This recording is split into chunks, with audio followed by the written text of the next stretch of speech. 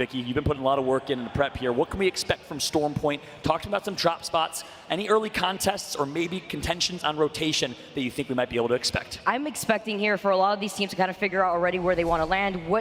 Do you want to really contend this early on? Do you want to try to get that gap? We're going to have to see so far. Because Storm Point, we see that verticality is what really matters. Obviously, we've been seeing the Valk as a mainstay legend on a lot of our teams. 98% pick rate as we're getting started here, guys. Game number 1 here for Championship Finals. And we already see where this first circle is going to be taking us, John. That's right. And for those tuning in to a competitive Apex final for the first time, let me break it down for you real quick. It's match point format, unlike any format in any battle royale you've ever seen. If you watch PUBG or Fortnite or H1, well listen, buckle up because this is different.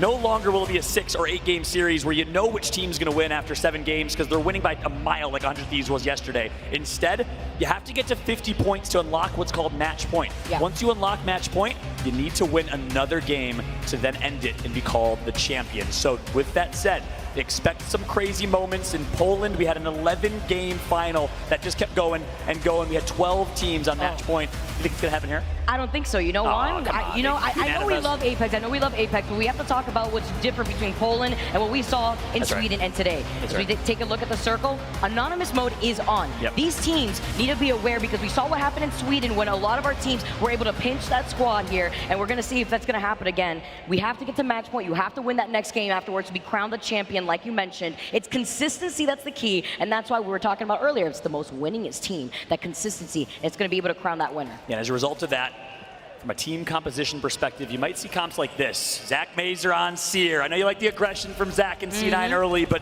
expect them to switch it up when they get to match point. Teams are going to want to blend in. They're going to want to go incognito. And the way to do that, well, it's running Caustic, because majority of teams in this lobby will likely be running that Caustic, Gibraltar, and Valkyrie team composition. Play for late game, play for positioning to try and secure the match point victory. So much like you see on Space Station right here, expect most teams, once they hit match point, to join them. Yeah, C9 actually right north from them here too as Space Station. They're also going to have that beacon control right to their south. They're going to have the Replicator. Really good look here for Space Station. I believe today the Replicator actually is going to have the purple extended sniper mag. You have the purple sniper scope there too. And a nice little gold extended light mag here in the hands of Zenile.